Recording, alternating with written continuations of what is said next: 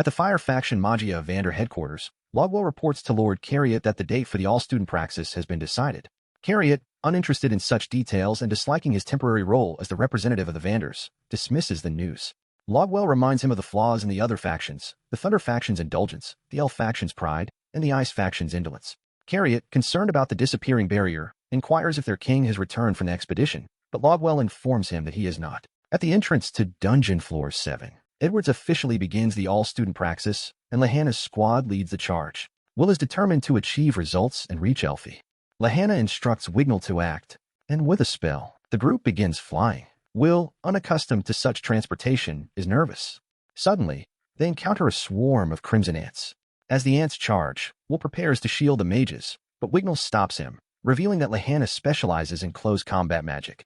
Demonstrating her skills, Lahanna quickly destroys the ants with an explosive enchantment. Reflecting on a past lesson with Werkner, Will recalls the importance of the spell search, used to detect enemies and anomalies in dungeons. However, he struggles to locate enemies in time, losing credits to Julius, who efficiently freezes and defeats the ants. Wignall criticizes Will's performance, calling him dead weight. Lahanna, unfazed, defends him, suggesting that Will's strength will shine when they face stronger enemies. As Will attempts to contribute, he reflects on the limitations of his abilities. Unlike mages who can absorb magical traces into their wands, Will must gather physical items to earn credits, a disadvantage that makes him unpopular in parties. Shaun and Julius taunt him, but Will remains determined to help in any way he can, though he grows increasingly frustrated by his inability to contribute meaningfully. After a day of the praxis, Lahanna decides it's time for a rest. Shaun, skeptical of their current location, wishes for more security. Wignall offers to use his illusion magic to create a fortress of flames, scaring off potential monsters. Colette and Will marvel at the magic, with Will explaining that although the flames are an illusion, they're effective at keeping creatures at bay. Lahanna instructed Will to distribute the rations, which he promptly did, handing them out to each party member. When it came to Wignall, the elf refused to accept the rations directly, explaining that elves only allowed those they deemed worthy to touch them, and Will did not meet that standard. Colette was upset by this behavior, defending Will and reminding Wignall they were all part of the same team. However, Will calmly reassured her, explaining that elves have their own customs, and it didn't bother him. He reflected on the unique nature of elves, noting that they were a magical race from another world, renowned for their power and talent, with even one of the Magia Vander being the Elven Queen. Lahanna then outlined their plan. The party's primary goal was to defeat the luminous Nabris, the floorkeeper of the 10th floor, worth 110 credits, the most any student could earn during the praxis. Shaun commented on the danger of facing Nabris, acknowledging its reputation as the boss of the all-student praxis, while Lahanna expressed confidence in their ability to defeat it. Wignall agreed to proceed but suggested they conserve their magic and take the shortest route to the 10th floor. Will privately acknowledge his fear of facing the floorkeeper, though he resolved to push through for Elfie. On a floor below, the Hooded character approaches Headless, scheming over the bodies of slain humans and monsters. Hooded questions Headless, asking if it was responsible for the deaths upstairs. Headless, unfazed, replies that the victims had become annoying, so it decided to give them hell. Hooded reacts with confusion at the cold response.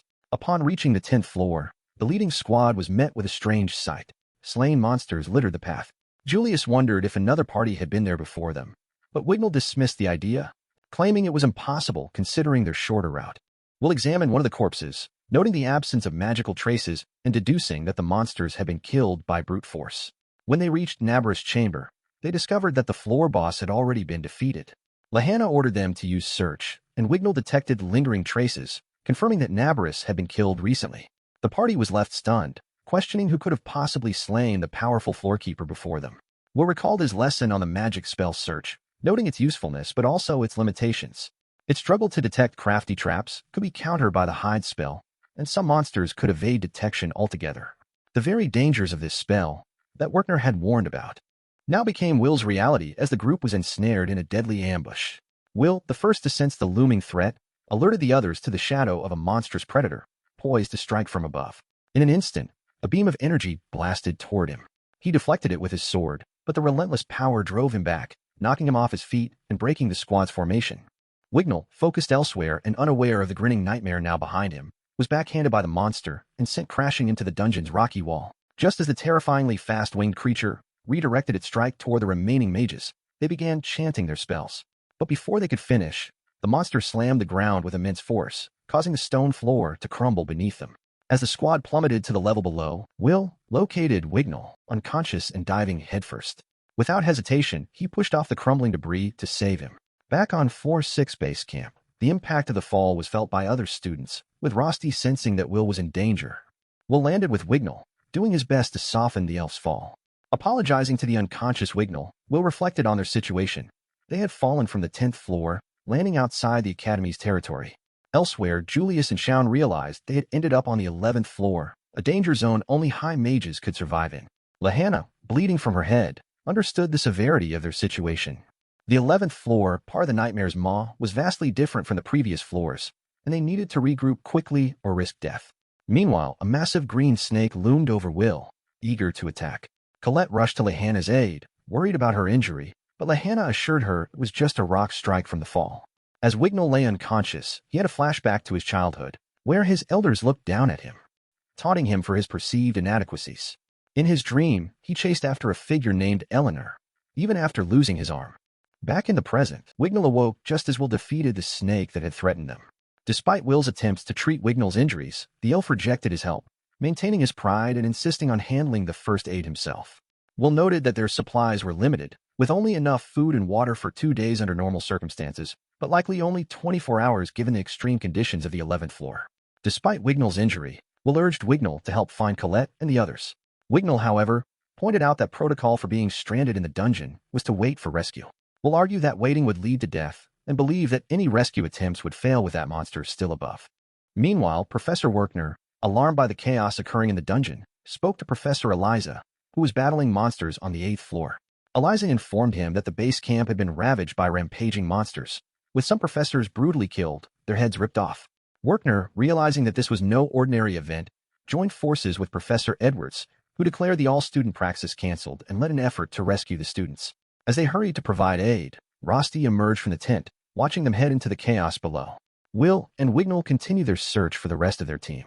Wignall, panicking, used the search spell repeatedly, prompting Will to caution him about overuse, as it would drain his magic reserves.